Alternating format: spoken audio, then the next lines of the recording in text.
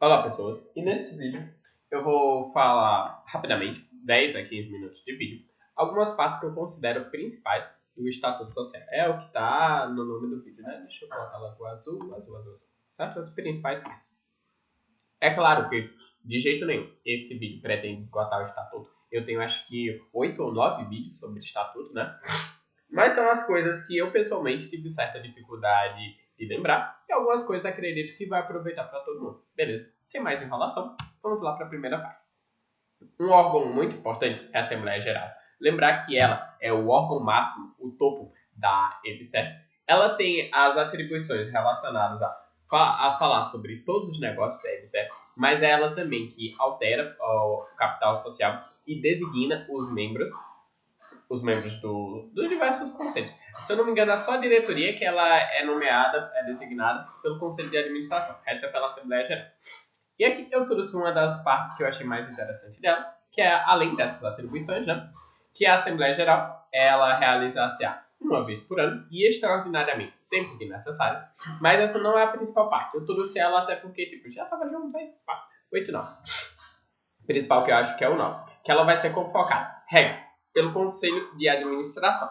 Quem mais pode convocá-la? Em algumas hipóteses, nas hipóteses admitidas em lei, a própria diretoria, o Conselho Fiscal e a União, que não é um órgão, claro que não é um órgão estatutário, né? Mas ela também vai poder. E a primeira convocação dela foi feita com 8 dias. Lá na frente, a gente vê que as pautas, elas são organizadas e entregues, as pautas, os documentos, com 5 dias de antecedência.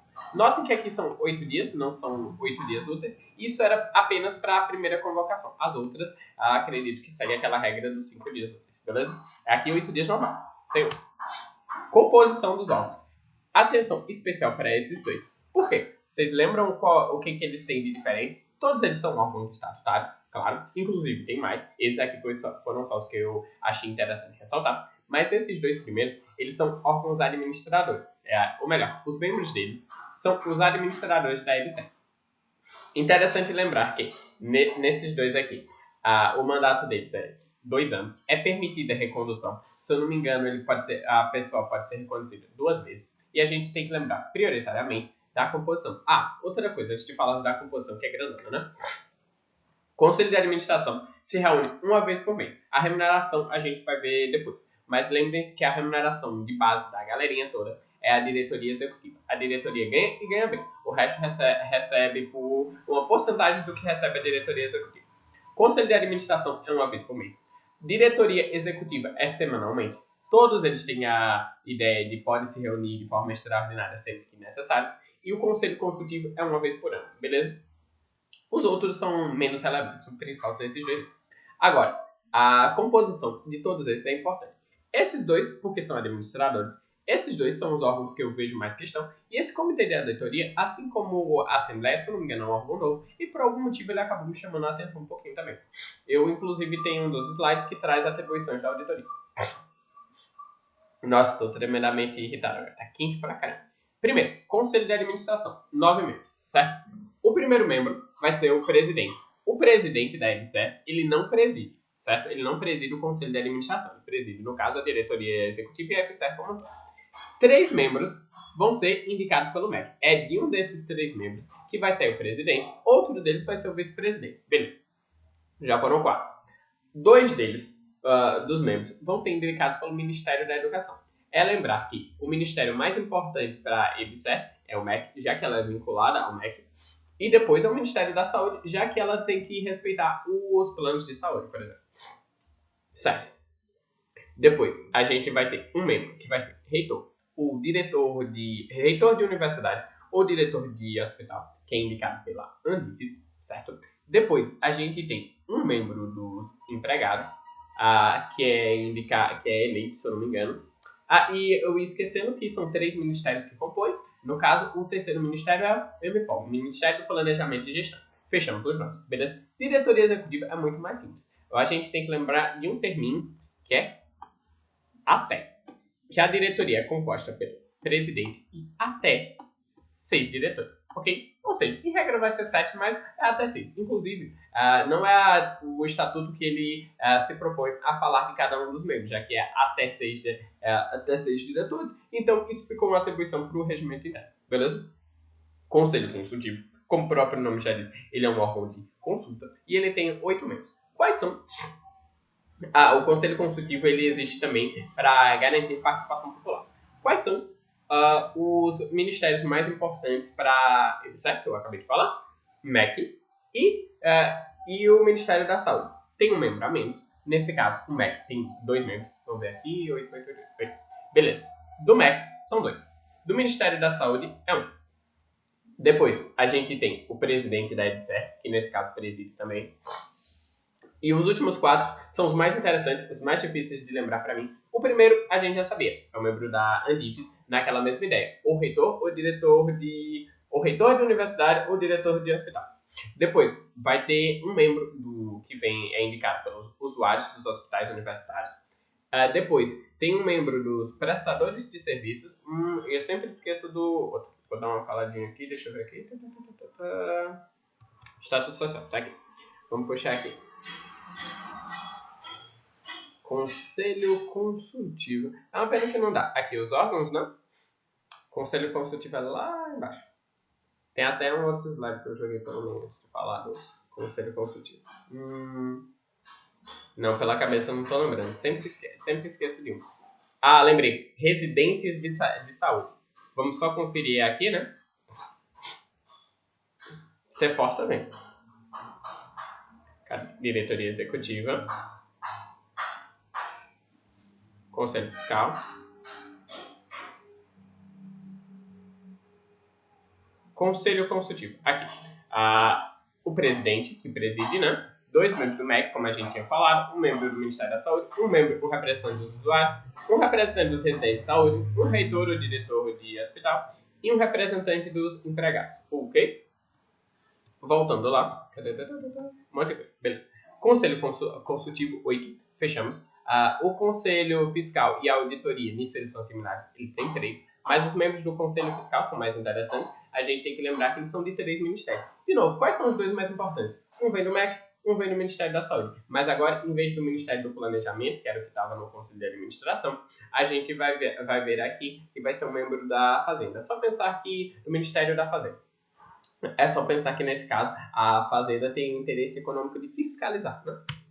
Beleza. Requisitos dos administradores é um outro artigo que eu achei importante. Segundo esse artigo, os administradores deverão atender aos seguintes requisitos obrigatórios. Quase 3 mil. Ser cidadão de reputação ilibada. Caracterizada... O que é reputação ilibada, né? Eu tinha dito antes que é um conceito jurídico indeterminado, mas o estatuto especifica. Caracterizada pelas seguintes condições. São 3 condições apenas.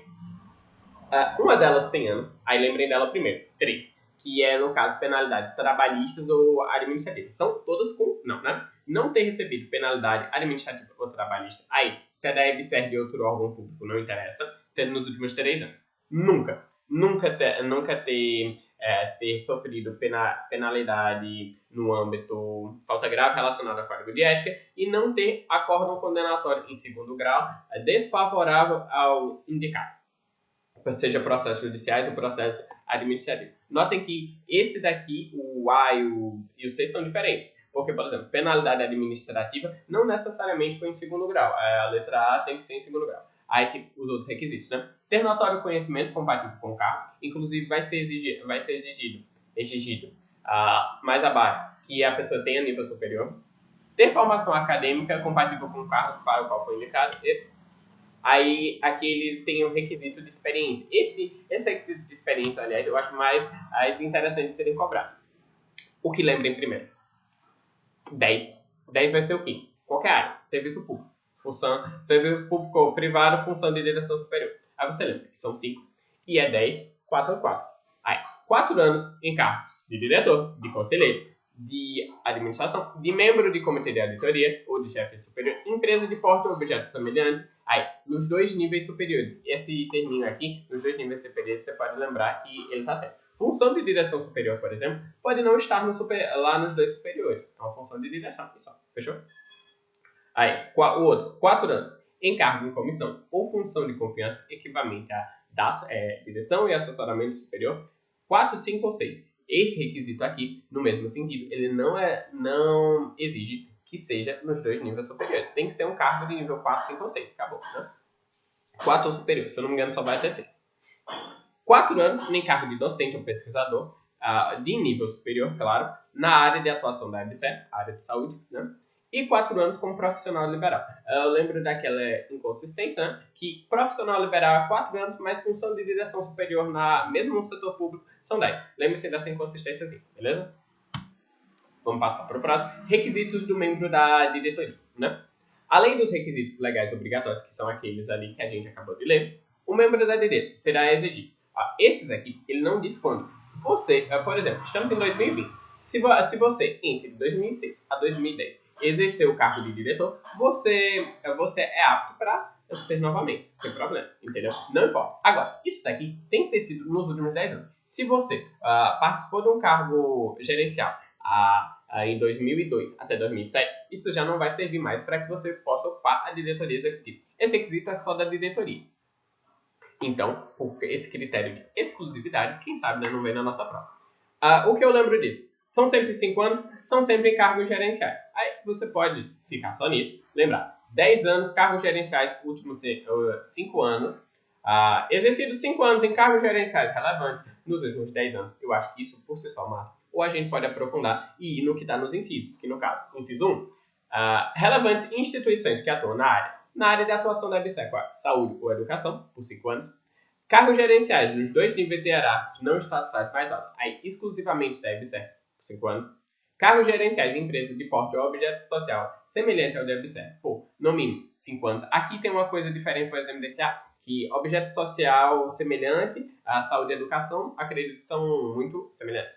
Mas de porte similar à EBSER, pode ter outro objeto social, ou seja, acaba sendo justificável esse inciso. Esse daqui mesmo eu não considero justificável, porque instituições relevantes que atuam na área de saúde por no mínimo 5 anos. Sim, a EBSER está dentro. Ou seja, o 2 e o 1 são quase a mesma coisa. Só serve para uma cobrança de literalidade. E o 4, cargos gerenciais relevantes, né? Em órgão ou entidade da administração pública por no mínimo 5 anos. Aqui ele abre, ele deixa para qualquer um. Note que aqui é no nível superior e aqui ele não exige isso. Estranho, né? Fazer o quê? É porque o cargo gerencial relevante geralmente vai ser cargo de nível superior, mas mesmo assim, esse daqui parece ser mais restritivo do que o inciso 4. Vai ser isso. Hipóteses de vacância. Se eu não me engano, isso daqui vai ser para todos. Conselho de administração, conselho fiscal, comitê de auditoria. Os membros que deixam de comparecer a 3 reuniões, a 2 consecutivas ou 3 intercaladas nas últimas 12, ok? É meio que nos últimos 12 meses. Relaciona isso com abandono de cargo, por exemplo, inassiduidade habitual, que são 12 meses, aí você converte em 12 reuniões, né? 2 seguidas ou 3 consecutivas. É claro que isso daqui não vai se aplicar, por exemplo, para o conselho consultivo, que tem uma reunião por ano, né? Não dá. E o segundo, um membro da diretoria executiva se afastar do exercício do cargo por mais de 30 dias consecutivos, salvo no caso de licença, que ele tem uma licença remunerada, né, de 30 dias, férias. Ou nos casos autorizados pelo Conselho de Administração. Uma missão, por exemplo, no exterior, que o presidente possa fazer, nada impede, né? São só esses 2 casos, então, lembrar. A remuneração do Conselho de Administração, do Conselho Fiscal e do Comitê de Auditoria será fixado anualmente. Quem é que fixa? A Assembleia Geral. Nos termos da legislação vigente, quem é que faz a proposta? O Conselho de Administração. Aqui 3 coisas para lembrar, né? Anualmente, fixada pela Assembleia Geral e mediante proposta do Conselho de Administração. Parágrafo 1º. É vedado o pagamento de qualquer forma de remuneração não prevista em Assembleia, mas será garantido, eu acho que não inclui aqui, será garantido o ressarcimento. O membro que não mora na cidade onde o conselho estiver se reunindo, que acredito eu, seja em Brasília DF, né, a sede da EBSER, que querido, a EBSER, ele vai fazer jus à locomoção, e o que tiver lá, a estadia, e o que já mora lá vai fazer jus à locomoção, verbas indenizatórias, né? A EBSER divulgará toda e qualquer remuneração dos membros estatutários, garantia da publicidade. 30. É vedada a participação remunerada da administração pública federal, direta ou indireta, em mais de 2 órgãos colegiados da empresa estatal. Note, é vedada a participação? Não, é vedada a participação remunerada. Se tirar remunerada, ou seja, ele pode participar de mais de 2 colegiados? Pode, na moral. Agora, ele vai receber de 2, do terceiro ele vai por amor e acabou. Inclui os conselhos de administração e fiscal e os comitês de auditoria. A remuneração mensal, devido aos membros do Conselho de Administração e Fiscal, não excederá a 10%, ou seja, um membro da diretoria recebe 100 e 10% vai até 10%, melhor dizendo, irá ser recebido por Conselho de Administração e Conselho Fiscal. É só relacionar. Quem que dirige mesmo? É a diretoria, que se reúne toda semana, inclusive talvez mais. Agora, o Conselho de Administração é só uma vez por mês. O Conselho Fiscal, se eu não me engano, é uma vez por mês também. Excluídos os valores relativos a eventuais adicionais e benefícios, sendo vedado o pagamento de participação de qualquer espécie nos lucros da empresa. A gente vai excluir aqui, é claro, né, as verbas indenizatórias, por exemplo, a locomoção. Se o cara mora, vai saber, no Acre, e ele tem que ir para o DF, para uma reunião de emergência, vamos dizer assim, os custos de locomoção vão ser pela EBSER, mas aí isso daí não vai contar nos 10%. Senão, né, só de passagem do avião ele já não ia receber nem o dinheiro do lanche. Compete ao Conselho de Administração. Claro que o Conselho de Administração não é só isso, pelo contrário. Existem 2 ou 3 páginas no Estatuto que são só as competências do Conselho de Administração. Mas as primeiras têm uma chance maior de ser cobrada. E eu focaria nessa daqui. Certo? Aí vamos ler. Fixar a orientação geral dos negócios da empresa. Eleger e destituir os membros da diretoria executiva, como eu disse, foca nesse daqui. Eleger e destituir os membros é uma competência meio pesada. Eu vou grifar, vou poder usar meu marca-texto uma vez na vida.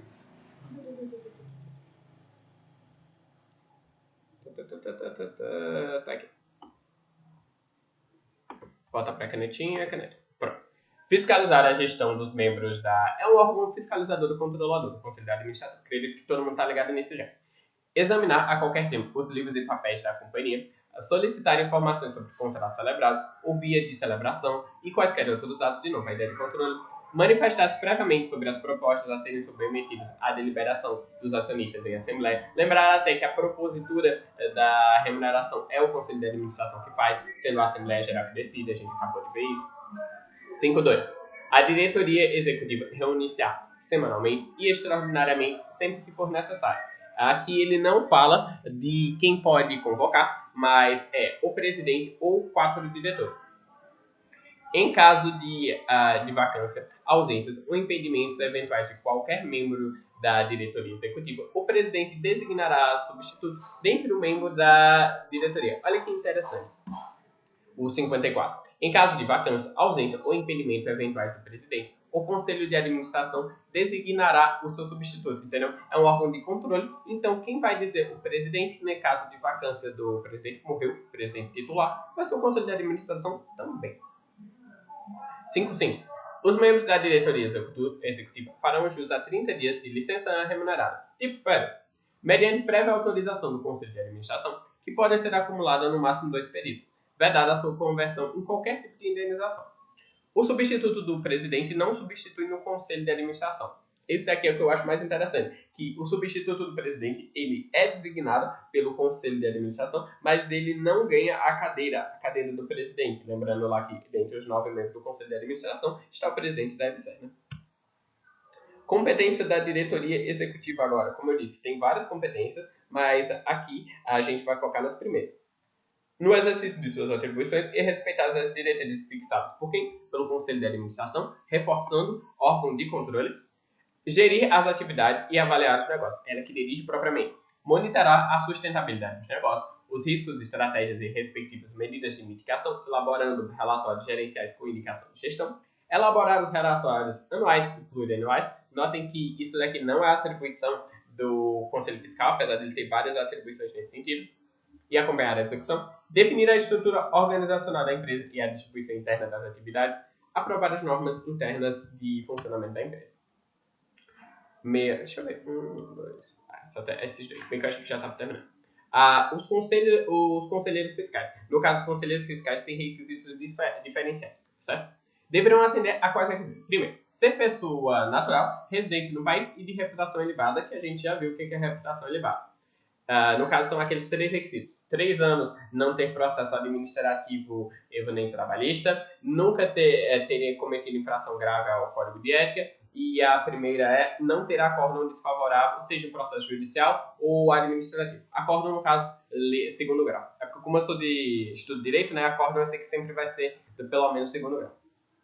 Ter formação compatível com o exercício da função, aí a gente pula para cá, desce um pouco, que é para primeiro, a formação acadêmica deve contemplar curso de graduação ou pós-graduação, reconhecido ou credenciado pelo MEC, experiência mínima de 3 anos. Notem que na diretoria, por exemplo, tem experiências de 5 e para administrador, de modo geral, 10 ou 4 anos. Direção ao assessoramento na administração pública direta e indireta, conselheiro fiscal ou administrador em empresa, não se enquadrar nas vedações dos incisos blá blá blá blá blá do artigo 18. Vedações eu não coloquei aqui porque é uma lista de vedações gigante esse artigo 18 e a gente tem que infelizmente estudar ela toda. Esse 5 eu cortei ele porque faz remissão a outra lei, né? Não faz muito sentido. E o 6, não ter sido membro de órgãos da administração nos últimos 24 meses e não ser empregado da EBSER nem cônjuge ou parente até terceiro grau de administrador da empresa. Evitar um nepotismo. E o último, eu separei, se não me engano foram 14, 15 se considerar o primeiro, né? Slide, só pra gente fazer uma revisão levinha e pra, decorar as últimas coisas principais. O regimento interno do Comitê de Auditoria será aprovado pelo Comitê de Administração. Eu coloquei isso daqui porque a maioria dos regimentos internos eles são aprovados pelo próprio órgão. 7.1. O Comitê de Auditoria, eleito e destituído pelo Comitê de Administração, será integrado por 3 membros também, né? É vedada a existência de membro suplente no Comitê de Auditoria, diferentemente do Conselho Fiscal, que, além dos membros titulares, tem suplentes.